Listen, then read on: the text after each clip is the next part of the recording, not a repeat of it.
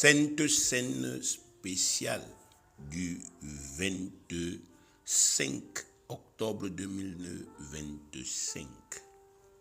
Enseignement. Comprenez clairement ce que c'est que la Sainte Seine et sachez comment faire pour en tirer profit. Je reprends. Comprenez clairement ce que c'est que la Sainte Seine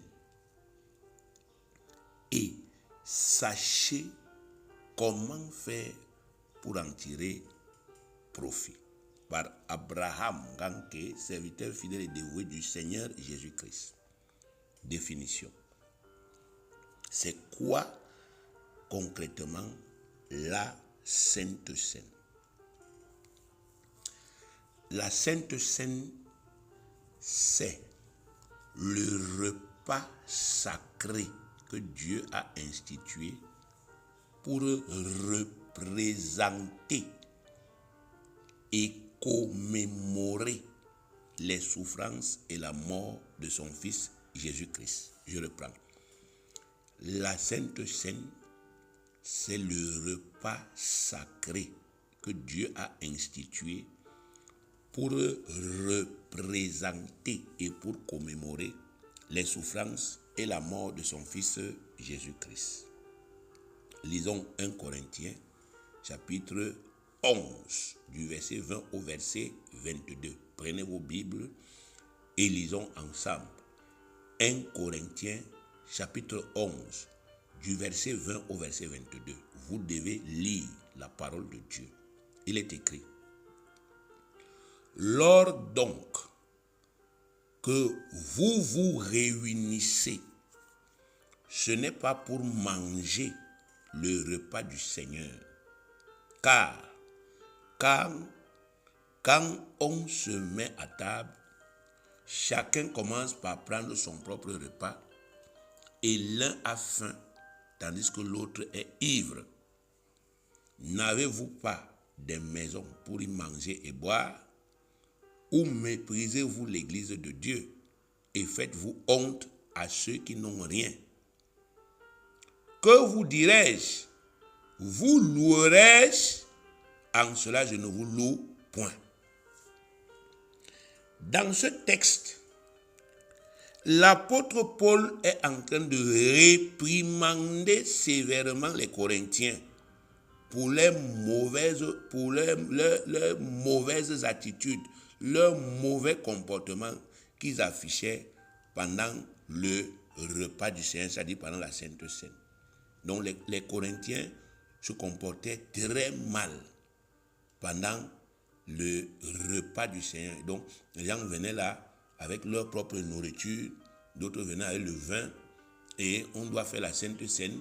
Et avant qu'on se mette à table pour la Sainte Seine, c'est elle qui prend sa propre nourriture, se met à manger, l'autre se met à boire dans l'église, au mépris, n'est-ce pas, de la sacralité de la Sainte Seine. Et l'apôtre Paul les a vraiment réprimandés sévèrement. Il leur a dit que vous êtes honteux et vous faites honte, n'est-ce pas, au Seigneur. Vous n'avez, n'est-ce pas, aucun respect et aucun égard pour le repas du Seigneur. Donc souvent quand nous réprimandons les gens ici, dans l'église, c'est parce que leurs comportements qu'ils affichent sont des comportements qui montrent du mépris vis-à-vis du Seigneur. Vous savez, lorsque nous sommes dans une réunion des saints, notre Seigneur Jésus-Christ est présent. Et Jésus-Christ est le roi que Dieu nous a donné. Nous ne pouvons pas avoir des attitudes incorrectes dans l'église, dans l'assemblée des saints, et nous nous attendons à ce que l'homme de Dieu va nous féliciter, ou bien que l'homme de Dieu va, n'est-ce pas, passer dessus. Non. Chaque fois que nous allons constater qu'il y a des attitudes irrespectueuses, des attitudes qui ne sont pas bien séantes dans la communion des saints, dans l'assemblée des saints, nous allons toujours réprimander. Parce que ça montre que les gens qui se comportent d'une telle manière, bien aimés, ces gens ne sont pas conscients qu'ils sont en train de mépriser quelque chose de sacré. Donc voilà pourquoi il y a la réprimande. Mais ce que moi, je voudrais retenir aujourd'hui dans le texte que je viens de vous dire, c'est comment l'apôtre Paul a appelé la Sainte Seine. Il parle du repas du Seigneur. Le repas du Seigneur. Donc la Sainte Seine, bien-aimée, ce n'est pas un repas quelconque, comme plusieurs incrédules, n'est-ce pas, continuent à le penser. La Sainte Seine, c'est vraiment un repas sacré, au sens propre du terme. Donc vous n'avez pas à regarder la qualité du pain, la qualité du vin, la qualité des coupes, ou bien le goût. Vous avez à regarder à ce que Dieu vous dit. Dieu vous dit, c'est sacré, c'est sacré. Vous savez ce qu'il a dit dans sa parole, que quand moi, Dieu, je dis que ça c'est saint, ça veut dire que c'est saint. Quand je dis que ça c'est sacré, ça veut dire que c'est sacré. Si je dis que quelque chose est sacré, et toi tu méprises cette chose, tu méprises ma parole, et tu n'en tireras aucun profit. Et au pire même, au pire, tu peux en tirer des conséquences négatives. Donc la première chose que chacun doit mettre dans la tête aujourd'hui, c'est que la Sainte Seine, c'est un repas sacré. Et il faut cesser de mépriser cela, de banaliser cela, de négliger cela. Il faut cesser, n'est-ce pas, effectivement, de s'amuser avec, de faire comme si c'est, je ne sais pas, une chose anodine. Parce qu'on fait ça tellement facilement, on prend le pain là, on voit, et on se dit que non, c'est tellement facile. Bien aimé, si Dieu a dit que la Sainte Seine, c'est un repas sacré, alors que chacun met dans son cœur que le repas-ci est un repas sacré et que chacun accorde à la Sainte Seine le respect qui lui est dû, afin que chacun puisse en tirer profit. Alors, le mot commémorer que nous avons utilisé ici veut dire fêter. Commémorer veut dire fêter. Commémorer veut dire célébrer. Commémorer veut dire glorifier. Commémorer veut dire vanter. Commémorer veut dire exalter, c'est-à-dire élever. Donc, chaque fois que nous, les disciples du Seigneur Jésus-Christ, nous pratiquons la Sainte Seine, nous sommes en réalité en train de célébrer la victoire prépondérante que Dieu nous a accordée sur le diable à travers les souffrances et la mort de son Fils Jésus-Christ. Chaque fois que nous pratiquons la Sainte Seine, nous sommes en réalité en train de célébrer une victoire. Jésus-Christ est venu pour écraser la tête du diable. C'est ce qui est écrit dans Genèse chapitre 3 verset 15. La Bible dit que Dieu a dit à Satan le jour-là Dieu a dit à Satan, le diable, il lui a dit que la postérité de la femme, c'est-à-dire l'homme qui va naître seulement de la femme, va écraser ta tête. Donc, dans toute l'histoire de l'humanité, il y a un seul homme qui est né seulement d'une femme, sans l'apport d'un autre homme, c'est Jésus-Christ. Et son rôle était donc d'écraser la tête de Satan. Vous imaginez un serpent, vous avez déjà vu le serpent, non, lorsqu'on a écrasé sa tête, est-ce qu'il est encore dangereux? Non. Mais est-ce qu'il s'agit encore? Oui. Est-ce qu'il y a les gens qui ont peur d'un serpent dont la tête est écrasée? Oui, même parmi nous là. Parmi nous qui sommes assis ici aujourd'hui. Si un serpent apparaît maintenant là entre les pieds des gens, un serpent dont la tête est déjà coupée, s'il apparaît là, il fait seulement la queue comme ça, vous allez voir, les gens vont fuir.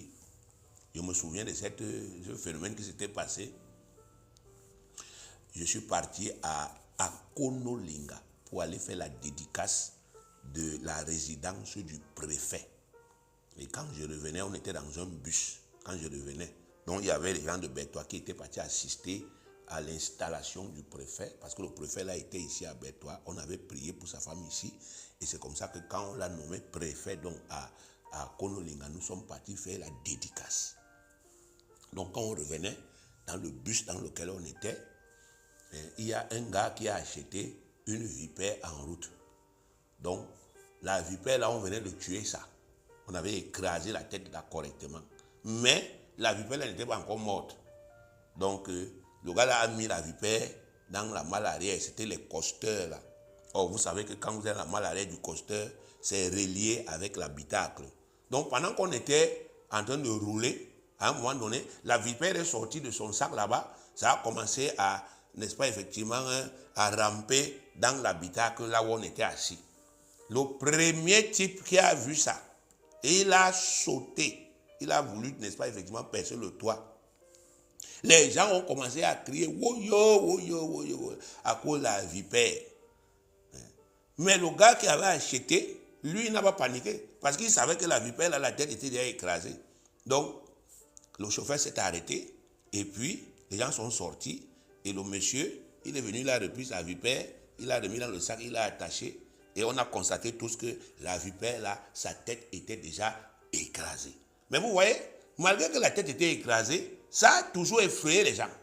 Donc, je prends cette histoire pour, n'est-ce pas, effectivement, étayer ce que la parole de Dieu nous enseigne. Malgré que la tête de Satan est déjà écrasée, parce que Satan est le serpent, il continue d'effrayer les gens.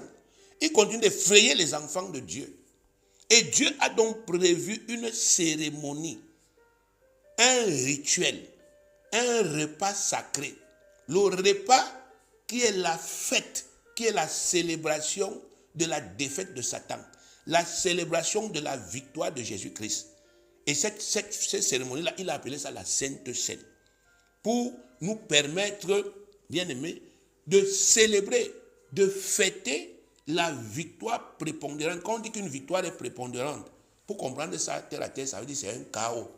Si vous regardez souvent la boxe, quand quelqu'un est KO, ça veut dire qu'il est battu à plate couture. On lui a donné un coup de poing, il est tombé évanoui. On a compté 1, 2, 3, 4, 5, 6, 7, 8, 9, 10. Il est toujours couché là, donc il ne peut plus rien. Donc quand quelqu'un est KO là, on dit que son adversaire a obtenu une victoire prépondérante. Donc Dieu veut mettre dans ta tête qu'à travers les souffrances de Jésus-Christ, il nous a donné un chaos sur Satan. Donc Satan est déjà chaos. L'esprit qui continue de t'attaquer, il est chaos. Le démon qui a dit que tu ne vas pas te marier là, il est chaos. Il continue d'agiter la queue comme le serpent, mais il est déjà chaos. Et ce qu'il fait en agitant la queue là, c'est ça qui t'effraie toi. Et Dieu a donc voulu qu'aujourd'hui, tu puisses comprendre que ton adversaire est chaos. L'esprit continue de dire, on va voir comment tu vas avoir l'argent, on va voir comment ton commerce va marcher. Il est déjà chaos.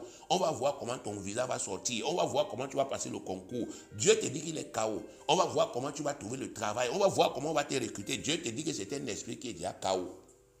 Mais comme tu as oublié ça dans ta tête, à un moment donné, l'adversaire est malin. À un moment donné, tu as oublié qu'il est chaos. Dieu a donc inventé la Sainte Seine, le repas sacré, pour te rappeler que Jésus-Christ a déjà mis Satan KO par ses souffrances. Ésaïe 53. Lisons encore Ésaïe 53, que chacun de vous doit connaître par cœur. Parce que, bien aimé, c'est là-bas, là où Dieu te parle du chaos que Jésus a donné à Satan par la souffrance. C'est là-bas qu'on te montre quelle était l'utilité des souffrances de Jésus-Christ. C'est là-bas qu'on te montre quels étaient les effets des souffrances de Jésus. Donc tu dois connaître ça par cœur. Lisons. Ésaïe 53, prends ta Bible, lisons à partir du verset 1 jusqu'au verset 8. Il est écrit: Qui a cru à ce qui nous était annoncé? Qui a reconnu le bras de l'Éternel? Il, c'est-à-dire Jésus-Christ, s'est élevé devant lui, c'est-à-dire devant Dieu, comme une faible plante, comme un rejeton qui sort d'une terre desséchée. Il n'avait ni beauté ni éclat pour attirer nos regards, et son aspect n'avait rien pour nous plaire. Méprisé et abandonné des hommes, homme de douleur et habitué à la souffrance, semblable à celui dont on détourne le visage, nous l'avons dédaigné, nous n'avons fait de lui aucun cas. Maintenant, allons au verset 4. Cependant, ce sont nos souffrances qu'il a portées, c'est de nos douleurs qu'il s'est chargé. Et nous l'avons considéré comme puni, frappé de Dieu et humilié. Mais il était blessé pour nos péchés, brisé pour nos iniquités. Le châtiment qui nous donne la paix est tombé sur lui, et c'est par ses meurtrissures que nous sommes guéris. Nous étions tous errants comme des brebis, chacun suivait sa propre voie. Et l'Éternel a fait retomber sur lui l'iniquité de nous tous. Il a été maltraité et opprimé.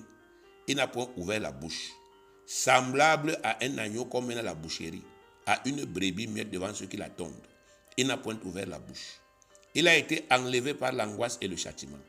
Et parmi ceux de sa génération, qui a cru qu'il était retranché de la terre des vivants et frappé pour les péchés de mon peuple. Qu'est-ce qui ressort ici? Deux choses. Un, le péché. Deux, le traitement du péché. Dieu dit ici que le péché a produit la souffrance. Le péché a produit la maladie. Si tu es malade dans ton corps, là où tu es là, ou bien si tu souffres dans ton corps, là où tu es là, Dieu dit que c'est le péché qui a produit cela. Si tu souffres dans ta vie, c'est le péché qui a produit cela. Même si ce n'est pas toi qui as péché, ton père a péché. Même si tu vois ton père, Adam a péché. Donc, le péché a produit la souffrance. Le péché a produit la douleur. Le péché a produit la maladie. Le péché a produit la pauvreté, l'échec. Le péché a produit ça. Mais la bonne nouvelle, c'est que le sacrifice de Jésus, les souffrances de Jésus, la mort de Jésus, ça a produit la vie. Ça a produit le pardon, ça a produit la guérison, ça a produit la délivrance, ça a produit la restauration, le rétablissement. Le sang de Jésus, ça a produit le lavage, la purification. Le corps physique de Jésus qui a été frappé, ça a produit la guérison de tes nerfs, la guérison de ton pied, la guérison de ton œil, la guérison de ton ventre, la guérison de tes dents, la guérison de tes os. Le corps de Jésus a produit cette guérison. Les souffrances de Jésus, ça a produit la restauration de ta vie. Ça t'a rétabli dans tous tes droits. C'est ça que nous célébrons à travers la Sainte Seine. C'est ça. Si tu ne le comprenais pas, aujourd'hui, le Seigneur te le répète, que la Sainte Seine que tu vois, c'est le repas qui célèbre la victoire prépondérante que Dieu t'a accordée à travers la souffrance de son Fils Jésus. Donc son Fils Jésus-Christ n'a pas souffert parce qu'il aimait la souffrance, il a souffert parce que de cette souffrance devait naître le pardon des péchés, quel qu'il soit. Et du pardon des péchés devait aussi naître la guérison, la restauration de ta vie. Donc ce n'est pas un petit truc, c'est quelque chose de sacré. Tu es en face d'une table qui peut te rétablir, si et seulement tu crois. Lisons encore Matthieu. Matthieu chapitre 26, du verset 26 au verset 28, il est écrit: pendant qu'il mangeait, Jésus prit du pain. Et après avoir rendu grâce, il le rompit et le donna aux disciples en disant: prenez, mangez, ceci est mon corps. Il prit ensuite une coupe et après avoir rendu grâce, il la donna en disant: buvez-en tous, car ceci est mon sang, le sang de l'alliance, qui est répandu pour plusieurs pour la rémission des péchés. Donc on montre ici que la Sainte Seine a été instituée par le Seigneur Jésus-Christ au cours d'un repas qu'il prenait avec ses disciples. Il était en train de prendre un repas avec ses disciples. Et pendant qu'il prenait ces repas-là, il a mis en exergue deux choses. le pain et le vin. Et il a fait les déclarations que je viens de lire. Alors, ce texte montre clairement donc que c'est Jésus-Christ lui-même, le Fils unique, venu du Père, pour sauver les pécheurs et pour écraser la tête du serpent, qui a institué ce rituel pour ses disciples. Or, nous savons, sans l'ombre d'un doute, que Jésus-Christ est venu, non pour faire sa volonté personnelle, mais pour faire la volonté de son Père. Nous le savons. Il n'est pas venu faire sa volonté personnelle, il est venu pour faire la volonté de son Père. Jean chapitre 6, le verset 38.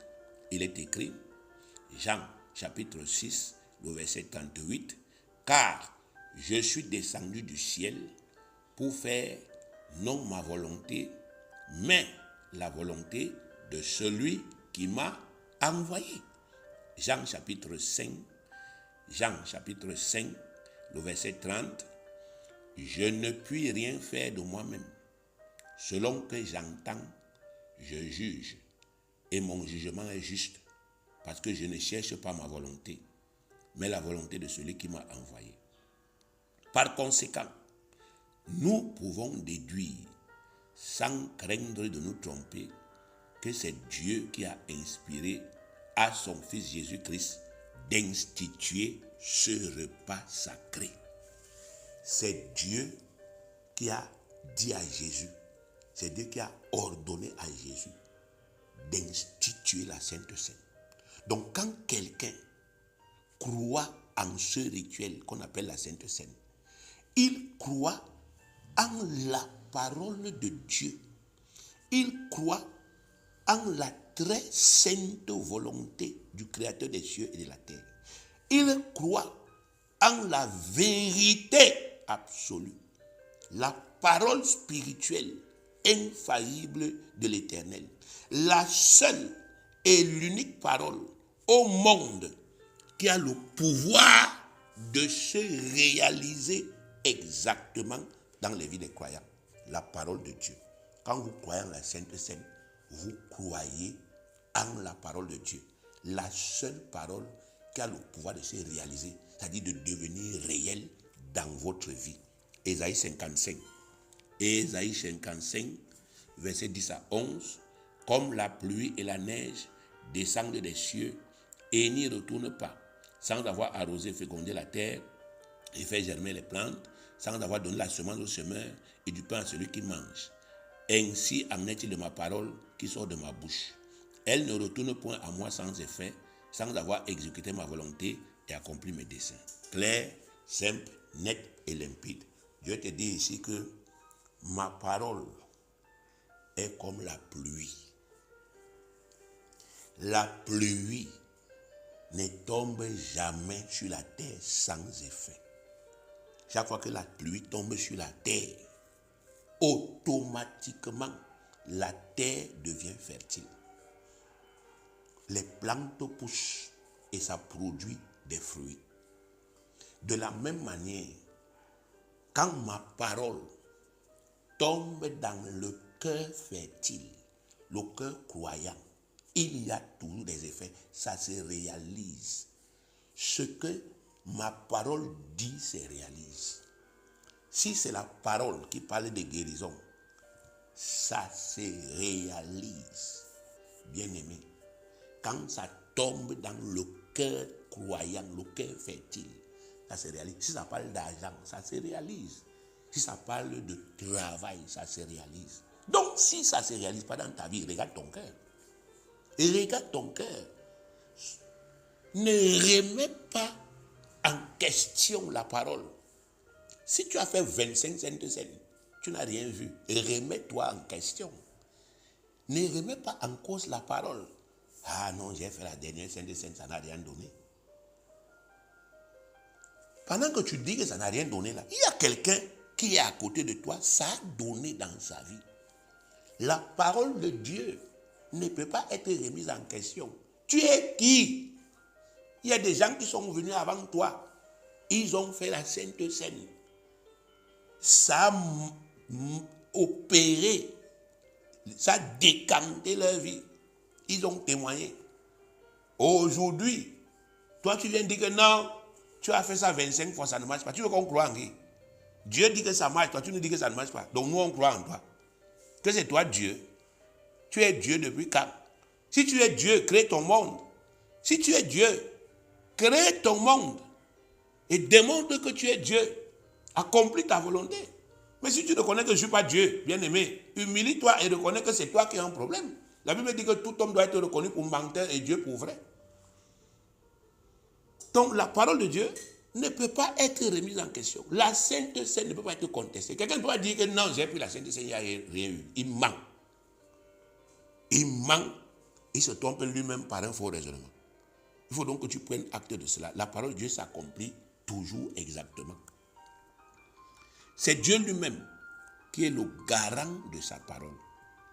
C'est lui-même qui accomplit fidèlement dans les vies des croyants toutes les promesses glorieuses que cette parole ineffable contient. C'est Dieu lui-même qui est le garant, qui garantit sa parole. C'est Dieu qui garantit la Sainte Seine.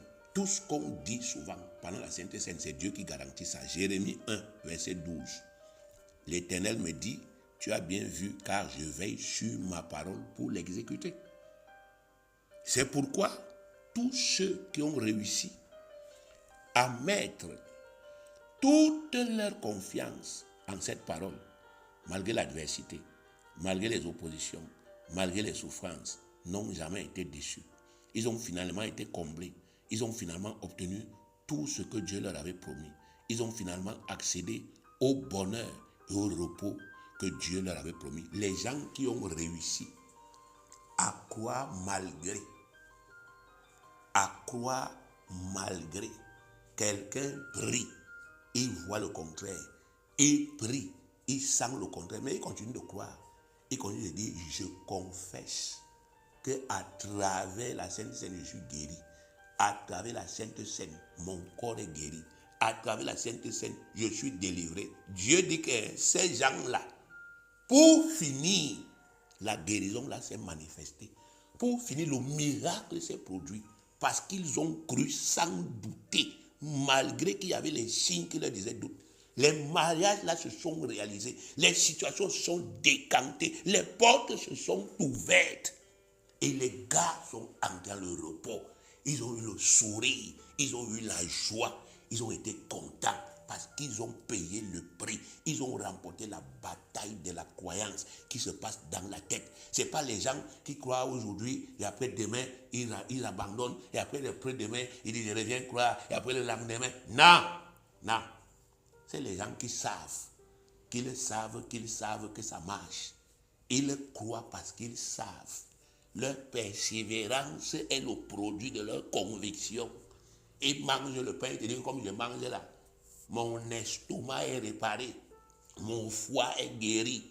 Mes dents sont guéries. Ils mangent seulement le pain, mais il te dit que le miracle s'est accompli, il ne discute pas avec toi. Il mange, il te dit que la semaine, s'il y aura quelque chose, va se décanter dans mes finances. Il ne débat pas avec toi. Et il vient témoigner. Dieu dit que les gens qui lui font confiance comme ça, pour finir, vont accéder à leur joie. Ils seront contents. Et la bonne nouvelle que je vais t'apprendre, bien-aimé, c'est que tu fais partie de ces gens-là que Dieu a choisis. Tu fais partie de ces croyants. Si toi-même tu ne le savais pas, alors je te révèle ça aujourd'hui. Dieu t'a appelé à faire partie des croyants. Renouvelle ton intelligence.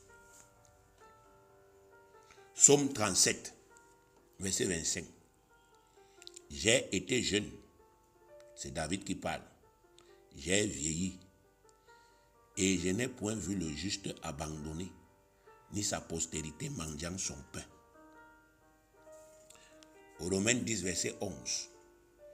Selon ce que dit l'Écriture, quiconque croit en lui ne sera point confus. 1 Pierre 2, verset 6.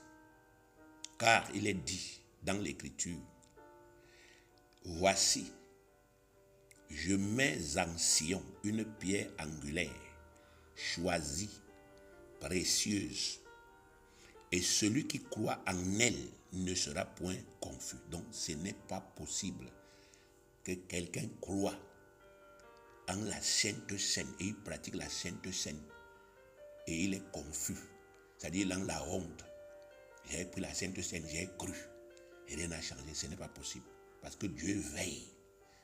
Il veille sur la Sainte Seine. Que chaque fois que son peuple fait ça comme il a dit de faire, il veille sur ça pour accomplir les promesses qui sont liées à la Sainte Seine. Sachez donc, bien aimé, que croire en la Sainte Seine, c'est réellement croire en Dieu et non pas croire au pasteur. C'est croire en Dieu. Si vous décidez de réformer vos pensées aujourd'hui, vous réformez vos pensées aujourd'hui à propos de la Sainte Seine, vous commencerez à voir de grands résultats dans vos vies aujourd'hui. 1 Thessaloniciens 2,13 dit, 1 Thessaloniciens 2,13, c'est pourquoi nous rendons continuellement grâce à Dieu de ce que, en recevant la parole de Dieu, que nous vous avons fait entendre, vous l'avez reçue, non comme la parole des hommes, mais ainsi qu'elle l'est véritablement, comme la parole de Dieu, qui agit en vous qui croyez. Qui agit en vous qui croyez. Mais, aussi longtemps que vous allez continuer à banaliser le rituel là, à mépriser, à négliger la Sainte Seine, vous n'en tirerez aucun profit. Hébreux 4.2. Hébreux 4.2. Car cette bonne nouvelle nous a été annoncée aussi bien qu'à eux. Mais la parole qui leur fut annoncée ne leur servit de rien parce qu'elle ne trouva pas de la foi chez ceux qui l'entendirent. Donc Dieu dit ici qu'il y a des gens à qui on a annoncé la bonne nouvelle. Mais la bonne nouvelle là n'a produit aucun miracle parce qu'ils n'y ont pas cru. Et j'espère que tu n'en fais pas partie. Alors, qu'est-ce qui se passe concrètement quand l'homme de Dieu prononce la bénédiction de la Sainte Seine? Qu'est-ce qui se passe concrètement? Lorsque l'homme de Dieu qui officie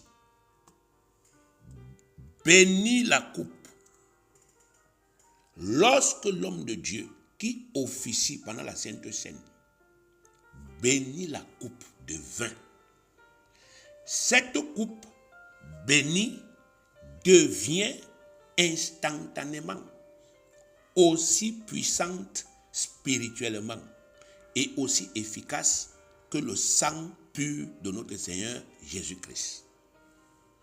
Je reprends pour que vous compreniez. Nous ne devons pas être pressés. On ne doit pas courir. On doit s'assurer que vous comprenez. Je dis ceci.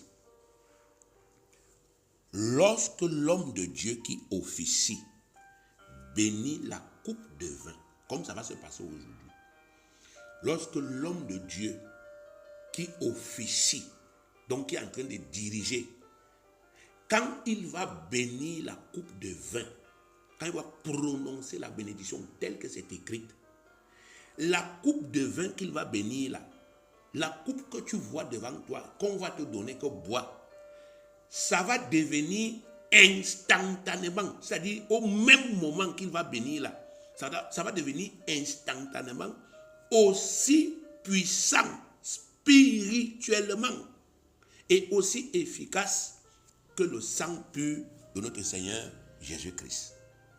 Et lorsque l'homme de Dieu va bénir le pain et qu'il va le briser, ce pain va devenir instantanément aussi puissant spirituellement et aussi efficace que le corps brisé du Seigneur Jésus-Christ.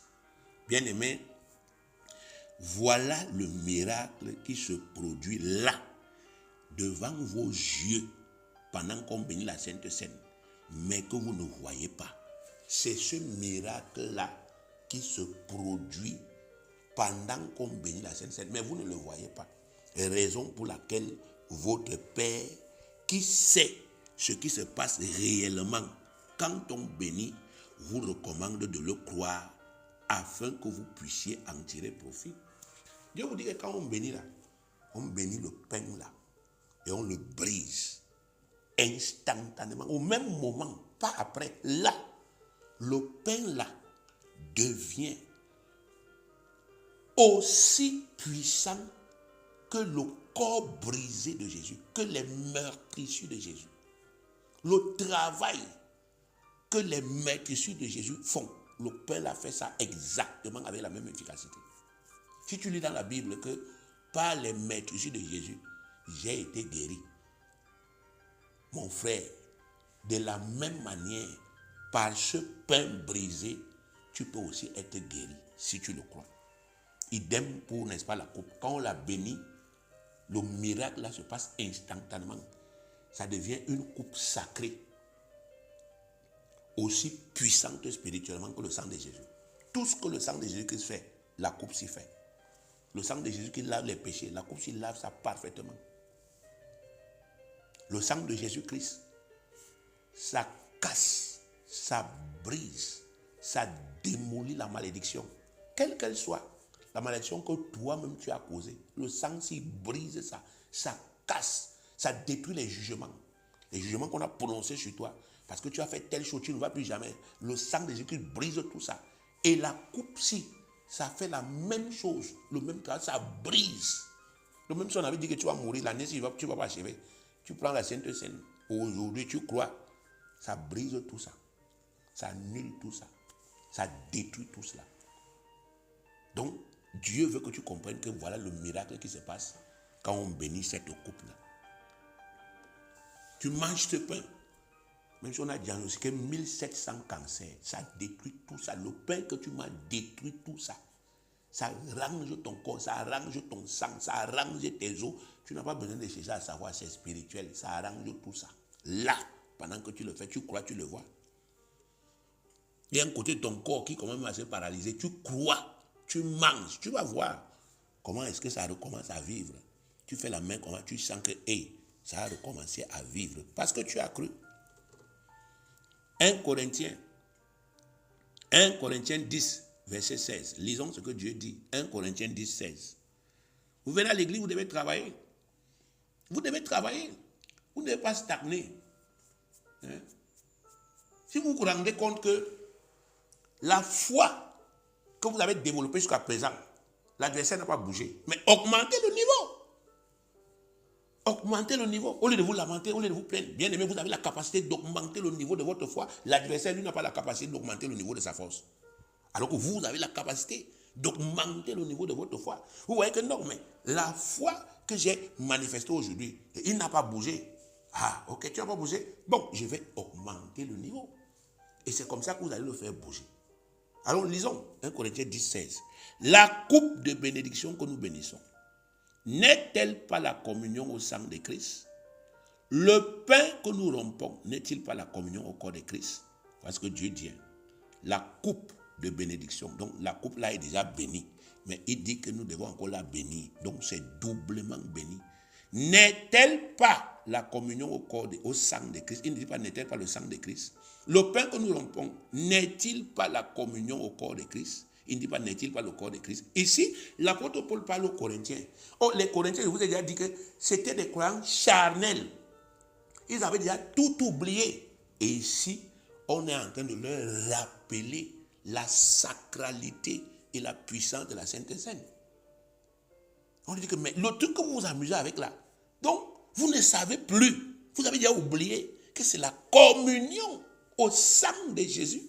Vous avez oublié ça. On les réprimande.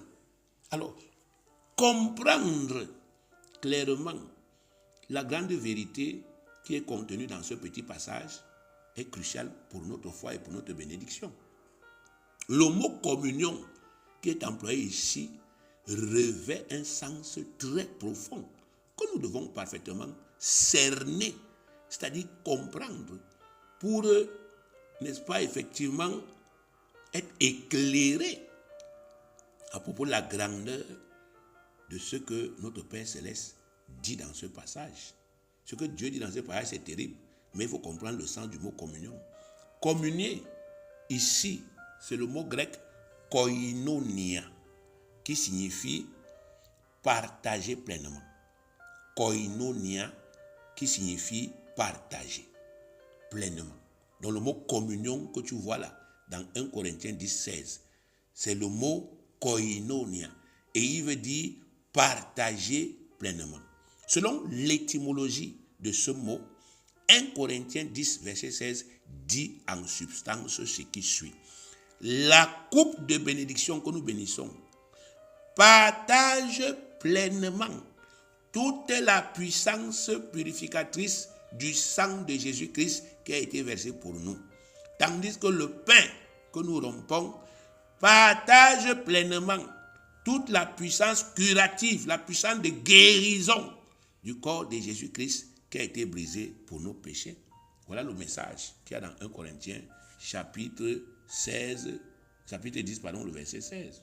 Quand nous bénissons la coupe et quand nous rompons le pain, le Seigneur Dieu Tout-Puissant met sa puissance spirituelle dedans, en sorte que, en buvant cette coupe bénie, nous nous unissons pleinement à toute la puissance purificatrice du sang que notre Seigneur Jésus-Christ a versé pour effacer nos péchés. Et en mangeant ce pain rompu, nous nous unissons parfaitement à toute la puissance curative du corps de notre Seigneur Jésus-Christ qui a été blessé pour nos péchés et brisé pour nos iniquités et dont les meurtrissures nous ont conféré la guérison. Quand nous mangeons ce pain avec foi, bien-aimés, nous mangeons la guérison spirituelle qui est sortie des meurtrissures de Jésus-Christ. Et quand nous buvons cette coupe avec foi, bien-aimés, en sachant ce qu'elle est, nous buvons la purification spirituelle.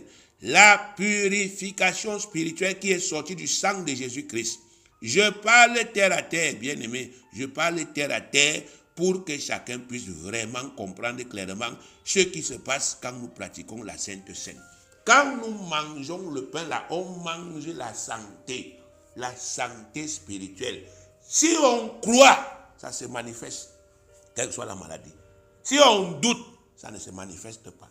Quand nous buvons la coupe là, on boit la purification spirituelle qui est sortie du sang de Jésus. On boit ça. La coupe là et le sang de Jésus, c'est la même chose. Ça fait le même travail.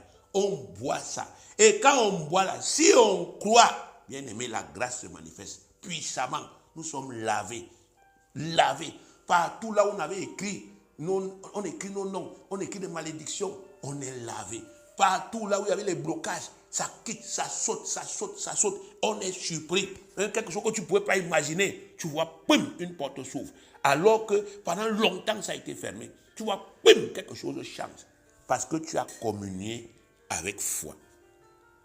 Quand notre Seigneur Jésus-Christ s'est sacrifié pour nous, ses souffrances et sa mort ont produit une purification et une guérison parfaite. C'est 1 Pierre 2, 24. Lui qui a porté lui-même nos péchés en son corps sur le bois, afin que mort au péché, nous vivions pour la justice, lui par les meurtrissures duquel vous avez été guéris. C'est cette grande puissance spirituelle que Dieu met dans la coupe que nous bénissons et dans le pain que nous rompons. Donc, quand nous mangeons ce pain et quand nous buvons cette coupe, nous mangeons et nous buvons réellement toute la vie abondante qui a été rendue disponible par Dieu pour nous, par le sacrifice de Jésus-Christ. C'est ce que notre Seigneur Jésus a voulu nous faire comprendre lorsqu'il a institué la première Sainte Seine. Dans Matthieu 26, versets 26 à 28, que nous avons déjà lu, il est écrit, pendant qu'il mangeait, Jésus prit du pain et après avoir rendu grâce, il le rompit et le donna à ses disciples en disant, prenez, mangez, ceci est mon corps. Il prit ensuite une coupe et après avoir rendu grâce, il la leur donna en disant, buvez-en tous, car ceci est mon sang, le sang de l'alliance qui est répandu pour plusieurs pour la rémission des péchés. Voilà ce que Jésus avait dit. C'est mon corps. Une manière de dire, il n'y a pas de différence entre la puissance qui sort de ce pain-ci et la puissance qui sort de mon corps. Il n'y a pas de différence entre la puissance qui sort de la coupe-ci et la puissance qui sort de mon sang. C'est la même chose. ça fait le même travail, de la même manière. C'est un miracle de Dieu. Il n'y a que Dieu qui puisse inventer de telles choses. Mangez ça. Il a dit mangez et buvez. Il n'a pas dit prenez ça, vous mettez dans le nez, vous aspirez. Ou bien prenez ça, vous mettez dans les poches. Ou bien vous rentrez chez vous, vous attachez, vous accrochez à la porte. Non, il dit mangez. Que ça vous nourrisse spirituellement. Donc, bien aimé, aujourd'hui, la balle est de votre côté. Soit vous renouvelez vos intelligences et vous croyez, et des miracles se produisent avant que 2025 ne s'achève. On voit la joie parce que les gens se sont abaissés, les gens sont humiliés. Soit alors vous laissez et puis on va continuer le travail en 2026. On va continuer, moi je serai toujours là pour vous enseigner. Je vais me fatiguer. Tant que Dieu me donne la vie, je vais continuer d'enseigner. Si c'est en 2077 que tu vas comprendre, il n'y a pas de problème. Mais moi, je souhaite que tu comprennes maintenant pour que ta vie change maintenant. Alors, actuellement, si nous constatons que plusieurs religions de cette terre ont interprété les paroles du Seigneur Jésus, les paroles qu'il a prononcées dans Matthieu chapitre 26, le verset 26 à 28, plusieurs religions ont interprété ces paroles comme signifiant littéralement que le pain là devient son corps et le vin devient son sang. Et ça a donné naissance à cette doctrine qu'on appelle la transsubstantiation. Vous voyez, quand vous allez dans certaines églises, au moment de faire la Sainte Seine, on dit que le pain-ci devient maintenant le corps de Jésus. Et la coupe-ci devient maintenant le sang de Jésus, le vrai sang. Et quand on vous donne la Sainte Seine, dans certaines églises, dans certaines religions, on vous donne le pain là, on dit, accepte d'abord que c'est le corps de Jésus que tu manges. Donc, beaucoup de gens ont compris les choses que Jésus a dites à l'envers. Ils ont cru que Jésus était en train de dire que lorsqu'on fait la Sainte Seine, il y a transsubstantiation, c'est-à-dire transformation d'une matière. Non, il n'y a pas de transformation de matière. C'est pour ça que quand tu manges le pain, là, le goût ne change pas. Quand tu bois le vin, le goût ne change pas. Parce qu'il n'y a pas de transsubstantiation, transformation des substances. Le pain a une substance, le vin a une substance. Dieu ne nous a pas dit que les substances là vont changer. C'est-à-dire la farine va devenir la chair humaine. Et puis la boisson, le vin va devenir le sang humain. Non, c'est pas ce que Dieu a dit. Mais c'est comme ça que beaucoup de gens ont compris. Et il faut donc qu'on puisse d'abord enlever ça dans vos têtes. Parce que Dieu ne nous enseigne pas à manger la chair humaine ou à boire le sang humain. Et regardez Lévitique 7. Lévitique chapitre 7, le verset 27. Celui qui mangera du sang d'une espèce quelconque, celui-là sera retranché de son peuple. Donc il va être supprimé. Donc celui qui mange le sang, quelle que soit l'espèce, même si tu manges le sang de l'oiseau, tu prends le poulet, tu égorges et tu bois le sang, il dit que tu vas mourir pour ça. Tu seras supprimé. C'est pour ça que vous voyez que quand vous allez chez les marabouts là, les marabouts font toujours parfois boire le sang ou bien manger la chair des animaux avec le sang là cru. Parce qu'ils veulent vous faire commettre un péché qui va, n'est-ce pas, vous placer sous leur pouvoir. Donc vous allez commettre un péché qui va appeler la mort. Comme ça, ils pourront faire des sacrifices et vous allez mourir parce que vous avez commis un péché. Donc Lévitique interdit cela. Lévitique 12 encore, Lévitique 17 pardon, Lévitique 17 verset 12. C'est pourquoi j'ai dit aux enfants d'Israël, personne d'entre vous ne mangera du sang. Et à l'étranger qui séjourne au milieu de vous, vous ne mangerez pas du sang. Non, Dieu est clair dans la loi. On ne mange pas le sang, on ne boit pas le sang, on ne mange pas la chair humaine. Non. Et la Bible dit dans Matthieu 5, verset 17, que Jésus-Christ est venu pour accomplir la loi. Donc, Jésus-Christ est venu pour accomplir Lévitique 17, 12. Donc, il est venu pour nous dire, on ne mange pas le sang humain.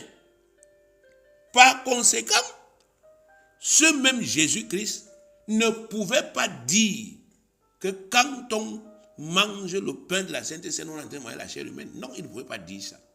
Ce que Jésus a dit, c'est une figure de rhétorique. Donc Jésus a parlé de façon figurée.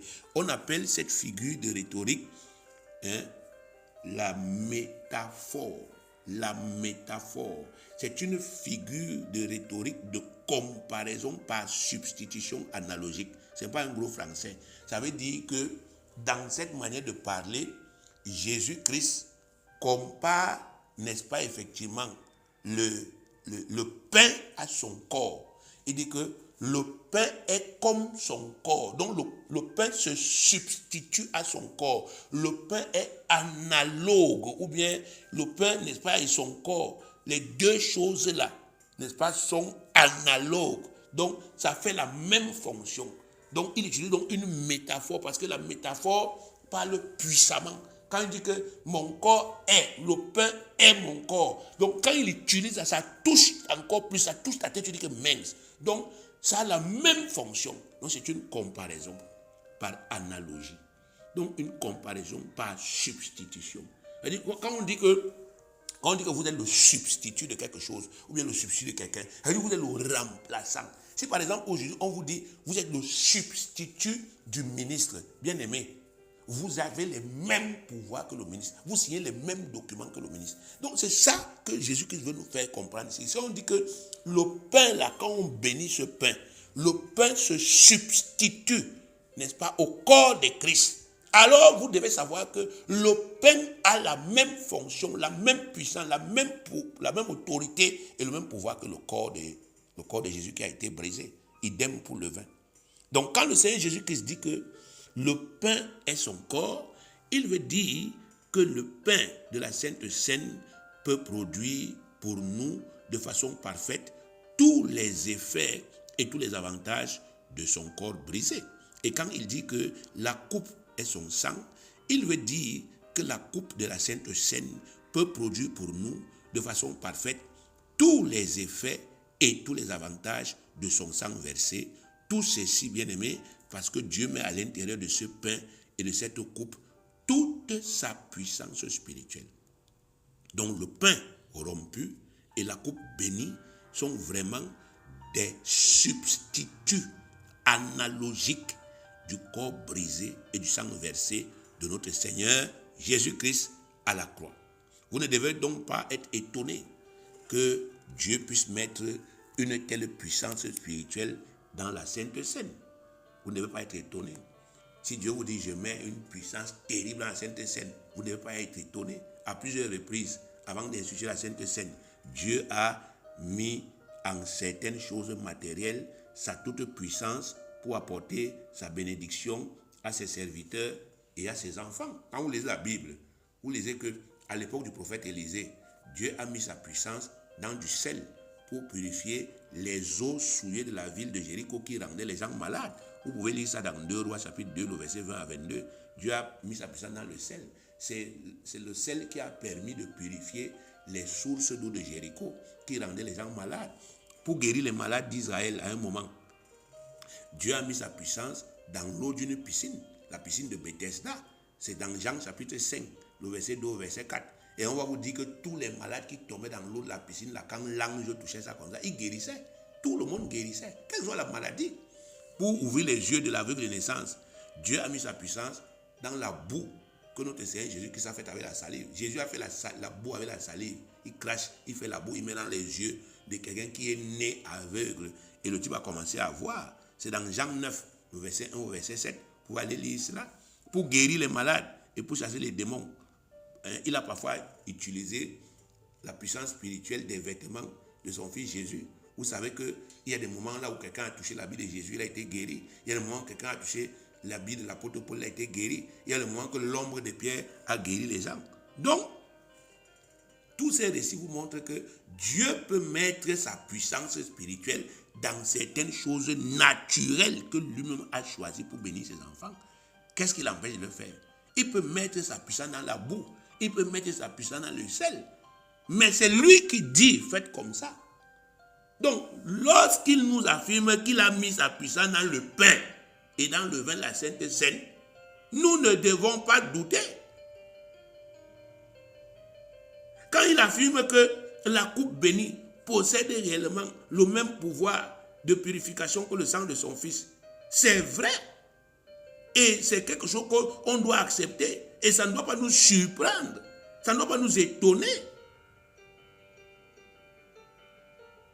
La Sainte Seine est le repas du Seigneur. Si Dieu a pris sa puissance, il a mis dans le sel, alors que le sel n'était pas le repas du Seigneur. Il a pris sa puissance, il a mis dans la boue, alors que ce n'était pas le repas du Seigneur. Pourquoi ça vous étonne quand il vous dit, ceci est mon repas, et c'est un repas sacré, et je mets ma puissance dedans. Ça ne doit plus vous étonner. S'il a fait ça avec d'autres choses, c'est tout à fait normal qu'il le fasse avec le repas du Seigneur, qui est la commémoration des souffrances et la mort de son Seigneur, de son Fils, Jésus-Christ de Nazareth.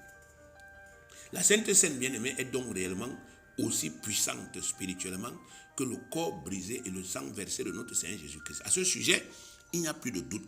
Si quelqu'un continue à douter, c'est son affaire. Nous ne sommes pas de ceux qui doutent. Nous ne sommes pas la race des douteurs, jamais. Nous ne sommes pas la race des incrédules. Nous sommes de la race des croyants, de ceux qui renouvellent constamment leurs intelligences pour s'aligner avec la parole de Dieu dans leur cœur, afin d'obtenir des résultats puissants. Hébreux 10, 38 à 39. Et mon juste vivra par la foi. Mais si c'est retire, mon âme ne prend pas plaisir en lui. Nous ne sommes pas de ceux qui se retirent pour se perdre, mais de ceux qui ont la foi pour sauver leurs âmes. Tous ceux qui vont encore se décider aujourd'hui de croire sans douter à la Sainte Seine auront encore la joie, bien-aimée, de vivre des délivrances et des guérisons terribles, quelle que soit l'ampleur du mal, quels que soient les symptômes apparents, ou bien, n'est-ce pas, quel que soit le temps que le mal avait déjà mis dans leur vie, ils vont voir des miracles. Jean 11, 40. Jésus lui dit, ne t'ai-je pas dit que si tu crois, tu verras la gloire de Dieu? Donc voilà le message que le Seigneur veut que je puisse te communiquer. Néanmoins, il convient de préciser que la Sainte Seine, c'est uniquement pour les vrais disciples du Seigneur Jésus-Christ. Dans Matthieu 26, 26, il est écrit, pendant qu'il mangeait, Jésus prit du pain et après avoir rendu grâce, il le rompit et le donna aux disciples. Aux disciples. Donc Jésus n'a pas fait la Sainte Seine avec n'importe qui. Il a fait uniquement avec des gens qui avaient pris la décision de le suivre fidèlement chaque jour. Jésus n'investit pas dans les vies des gens qui ont décidé de ne pas le suivre.